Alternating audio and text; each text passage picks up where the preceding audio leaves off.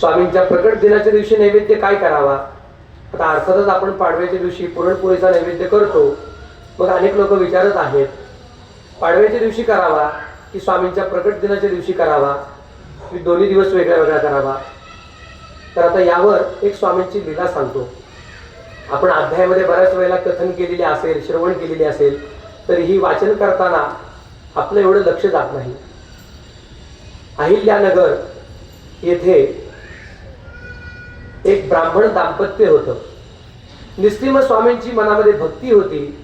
एकदा अक्कलकोटामध्ये स्वामींच्या दर्शनासाठी आले आणि मनामध्ये एक भाव निर्माण झाला, स्वामींना भोजन देण्यासाठी, भोजन करण्यासाठी घरी आमंत्रण करावे असा मनामध्ये निश्चय केला आणि स्वामींना विनंती केली, स्वामी आपण आमच्या घरी भोजनास यावे. स्वामींनी त्यांच्या विनंतीला मान दिला आणि त्या ब्राह्मणाच्या पत्नीला सांगितले त्यांना काय काय आवडते. स्वामींनी सांगितले, माझ्यासाठी खीर करा, पुरणपोळी करा, भजी करा, कडगोळी म्हणून एक पदार्थ आहे जो स्वामींना जास्त आवडतो, तो करा असं सांगितलं. मी जेवायला येईल असं स्वामींनी त्यांना सांगितलं. तो दिवस उजेडला. भक्तिभावाने त्यांनी शुचिर्भूत होऊन स्वामींचे स्मरण करून स्वयंपाक बनवला आणि स्वामींच्या दर्शनाला गेले आणि स्वामींना आमंत्रण केलं, स्वामी भोजनास यावे, पूर्ण स्वयंपाक झालेला आहे. तेव्हा स्वामींनी त्यांना आज्ञा दिली, सर्वप्रथम ब्राह्मणांना भोजन घालावे, मग आम्ही भोजनास येऊ. त्याच्यामागे खूप मोठी स्वामींची लीला होती. त्यांनी तसेच केले. स्वामींची आज्ञा प्राप्त झाली आणि सर्वप्रथम सर्व ब्राह्मणांना भोजन घातले. ब्राह्मणांचे भोजन झाल्यानंतर त्यांनी 3 पान म्हणजे 3 ताट बाजूला काढून ठेवले. एक ताट स्वामींच्या नावाने, एक ताट त्या दोघांच्या म्हणजे पती पत्नी दोघांच्या नावाने, असे 3 ताट बाजूला काढून ठेवले भोजनाचे. तेवढ्यात अशी लीला झाली, 2 भुकेलेले 4 दिवसापासून भुकेलेले ब्राह्मण तेथे आले आणि ते म्हणाले, आमच्या पोटामध्ये भरपूर भूक आहे, भुकेने आमची तळमळ होत आहे, आम्हाला भोजन करायचे आहे. त्यांना खूप मोठा प्रश्न पडला, आता नक्की काय करावे? स्वामी आपली कोणत्या प्रकारे परीक्षा पाहत आहेत? तर तेव्हा आता आलेले ब्राह्मण यांना भोजनाशिवाय पाठवू शकत नाही, म्हणून त्यांनी आपल्या स्वतःचे 2 पान त्यांना जेवायला दिले. पण बरेच दिवसांचे भुकेलेले असल्यामुळे त्यांचं अर्धवट पोट भरलं आणि ते म्हणाले, असे अर्धवट पोटी आम्हाला ठेवू नका, आम्हाला अजून भोजन ग्रहण करायला द्या. आता खरं तर खूप मोठं संकट त्या दाम्पत्यावर आलं. आता मनामध्ये एक वेगळ्या प्रकारची चिंता येऊ लागली, आता नक्की काय करावं?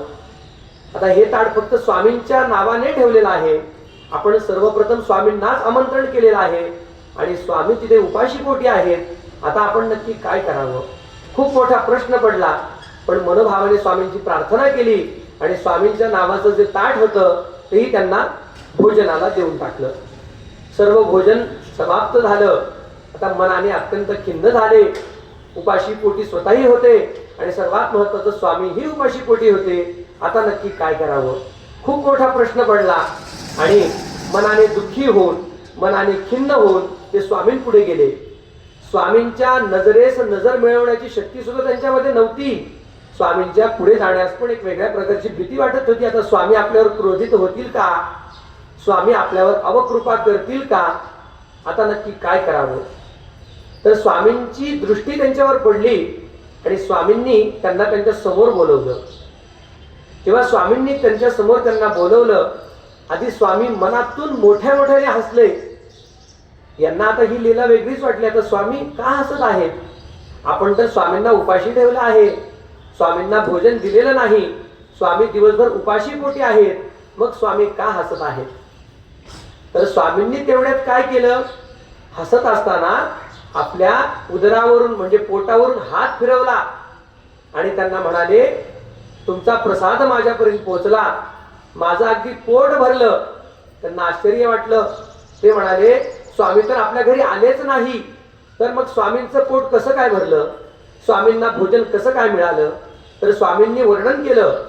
त्या ब्राह्मणाच्या कांतेला म्हणजे पत्नीला म्हणाले, तू जी खीर केली होतीस त्याच्यामध्ये वेलची जास्त घातली होतीस, त्यानंतर जी पुरणपोळी केली होतीस ती अत्यंत नाजूक होती पण चविष्ट होती, त्यानंतर जो कडबोळी केली होती त्याच्यामध्ये मिरची जास्त घातली होतीस, मला तिखटपणा जाणवला.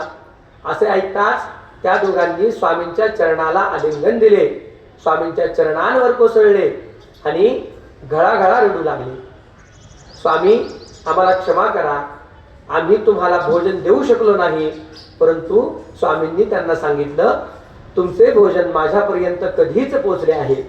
तरी जर तुम्हाला वाटत असेल की तुमच्या हाताने मी नैवेद्य ग्रहण करावा तर तुमच्या घरी जा, तिथे एका कोण्याड्यामध्ये एक नैवेद्याचं ताट ठेवलेलं आहे किंवा भोजन ठेवलेलं आहे, ते घेऊन या आणि मला अर्पण करा, ते मी तुमच्या श्रद्धेपोटी ग्रहण करीन. सर्वांना आश्चर्य वाटले. स्वामी तर दिवसभर इथेच बसून आहेत, स्वामींची ही लीला कोणाला समजली नाही. मग ते दाम्पत्य, ब्राह्मण दाम्पत्य आपल्या घरी गेले आणि कोण्याड्यामध्ये पाहतात तर काय, प्रत्यक्ष तिथे जेवणाचं ताट ठेवलेलं होतं, भोजन होतं. त्यांना मनाने अत्यंत आनंद झाला. हे दोघे स्वामींकडे आले. सर्वप्रथम आनंदाने स्वामींना जेवण घातले, त्यातील अर्धा प्रसाद स्वामींनी त्यांना ग्रहण करण्यासाठी दिला. स्वामी संतुष्ट झाले. स्वामींची त्यांनी षोडशोपचार पूजा केली आणि स्वामींनी त्यांना आज्ञा दिली, आता तुमचे गुरुपूजनाचे व्रत संपन्न झाले आहे, उद्या पारणे करा आणि सेवेमध्ये राहा. तसेच केले. त्या दोघांनी दुसऱ्या दिवशी परत स्वामींचे पूजन केले, स्वामींना महानैवेद्य दाखवला, ब्राह्मणांना भोजन घातले आणि स्वामी सेवेचे जे व्रत आहे त्याचे पारणे पूर्ण केले. याच्यामधून आपण काय घेऊ शकतो? आपण स्वामींपुढे, कालही मानसपूजेमध्ये सांगितलेलं आहे, आपण स्वामींपुढे जरी नैवेद्य ठेवला नाही तरी स्वामींना तो नैवेद्य घरी जरी आपण, उदाहरणार्थ आता प्रत्येकाला वाटतं की ते स्वामींच्या मंदिरामध्ये आणून नैवेद्य दाखवावा, पण ते जरी शक्य नसेल आपल्याला तरी आपण घरी जरी भक्तिभावाने नैवेद्य केला, तिथे भाव मनामध्ये आपण निर्माण केला की स्वामी हा नैवेद्य माझा स्वीकार करा, तर तो स्वामींना इथे पोचणार आहे. अर्थातच स्वामी आपल्याला प्रत्येक पदार्थाची चव काय तर सांगू शकणार नाही, परंतु मनामध्ये भावना तशी आपण ठेवायची आहे. मग आता 31 तारखेलाही आपण नैवेद्य करावा आणि 30 तारखेला म्हणजे पाडव्याच्या दिवशी हा आपला सण आहे, आपलं हिंदू नववर्ष आरंभ होत आहे. या दिवशी आपण स्वामींना, आपल्या कुलदेवतेला, घरच्या देवांना महानैवेद्य करावाच. आणि दुसऱ्या दिवशीही म्हणजे स्वामींचा जो प्रकट दिन आहे, हा दिन विशेष आहे आपल्यासाठी. आपण पूर्ण वर्षभर याची वाट पाहतो, मग एवढा आनंदमय दिवस आपल्यासाठी आला तर 2 दिवस काय आपण पुरणपोळीचं नैवेद्य करू शकत नाही का? उलट भक्तिभावाने करावा. म्हणून दोन्ही दिवस आपण महानैवेद्य करून स्वामींना, कुलदेवतेला अर्पण करू शकता. त्याचप्रमाणे आता उद्या अमावस्या आलेली आहे आणि ग्रहणही आलेलं आहे. अनेक लोकांचे प्रश्न असे येत आहेत, गुरुजी स्वामींची सेवा करताना आता हे ग्रहण निषिद्ध आहे का किंवा अमावस्या निषिद्ध आहे का? खऱ्या अर्थाने मला युट्यूबवर एका व्यक्तींचा प्रश्न आला होता, गुरुजी 25 तारखेला तुम्ही पारायण सुरू करताय, पण आम्हाला कोणीतरी सांगितलं अमावस्येमध्ये येते म्हणून आम्ही काही पारायण करणार नाही. मी म्हटलं तुम्ही सेवेला मुकले, तुम्ही पूर्णपणे स्वामी सेवेपासून पळ काढण्याचा प्रयत्न करत आहात. मुळात स्वामींच्या पुढे शुभ अशुभ याचा आपण विचार करूच नये, कारण ही शक्ती एवढी मोठी आहे. तिथी वार योग नक्षत्र करण हे सगळे स्वामींच्या चरणामध्ये आश्रय घेतात. आता ही उद्याची अमावस्या शनी अमावस्या आहे. अनेक वेळेला आपण म्हणतो अमावस्या ही खराब, परंतु हीच जर अमावस्या शनी अमावस्या आली तर आपण मारुतीच्या मंदिरामध्ये गर्दी करतो. हीच अमावस्या जर सोमवती आली तर आपण महादेवाच्या मंदिरामध्ये पाय ठेवायला जागा नसते. हीच अमावस्या मंगळवारची अमावस्या आली तरी पण त्याला विशेष महत्त्व दिलेलं आहे. भौम अमावस्या असे विशिष्ट प्रकारच्या अमावस्या असतात. त्यामुळे अमावस्येच्या दिवशी आपल्याला स्वामींची सेवा करता येत नाही असा भ्रम मनातून काढून टाकावा. स्वामींच्या सेवेसाठी कोणत्याही काळाचं, वेळेचं कधीही बंधन नसतं. आता पारायणापूर्वी कोणतरी ताई आल्या होत्या, ते म्हणाले की मी आज पारायण सुरू करू शकते का, कारण 4था दिवस येतो स्वामींच्या प्रकट दिनाच्या दिवशी. पण खऱ्या अर्थाने एक सांगायचं झालं ना, आता पारायणामध्ये नियम दिले आहेत, 1 दिवसाचं पारायण, 3 दिवसाचं पारायण, 7 दिवसांचं पारायण, 5 दिवसांचं पारायण. पण जर स्वामींची आज्ञा असेल तर आपण ती मोडू शकतो का? मुळात पहिले 3 दिवस ते पारायणाला बसू शकले नाहीत, पण आज त्यांना स्वामींची आज्ञा झाली तू पारायण कर. बरोबर. त्यांनी मला येऊन प्रश्न केला की आता 4 दिवसांचं पारायण होते तर ते पारायण करू शकतो का. मुळात सांगणारा मी कोणीच नाहीये, माझे आज्ञाधारकच स्वामी आहेत. ते आज्ञा देतात त्या प्रकारे मी आपल्याला मार्गदर्शन करतो. आणि असं मनामध्ये येऊ द्यायचं नाही की आज 4था दिवस आहे. मुळात ज्या वेळेला आपण कर्मांमध्ये प्रकार असतात, काम्य कर्म, दैनंदिन कर्म, तर आज आपण ही जी सेवा करत आहोत म्हणजे 7 दिवसांची जी सेवा करत आहोत ती सेवा म्हणून करत आहोत. याच्यामधून आपल्याला काहीच प्राप्ती करून घ्यायची नाहीये. जेव्हा आपण घरी पारायण करतो तेव्हा मात्र हे नियम आपल्याला लागू होतात. 4 दिवसांचं 8 दिवसांचं असं आपल्याला समदिवसांमध्ये पारायण करता येत नाही, तर विषम दिवसांमध्ये पारायण करायला सांगितलेलं आहे. 1, 3, 5, 7, 9, 21 दिवसांचं सुद्धा पारायण करता येतं, एक एक अध्याय रोजचं घेऊन. थोडक्यात आता ते 4 दिवसांचं पारायण जर होत असेल तर आपण काय करावं.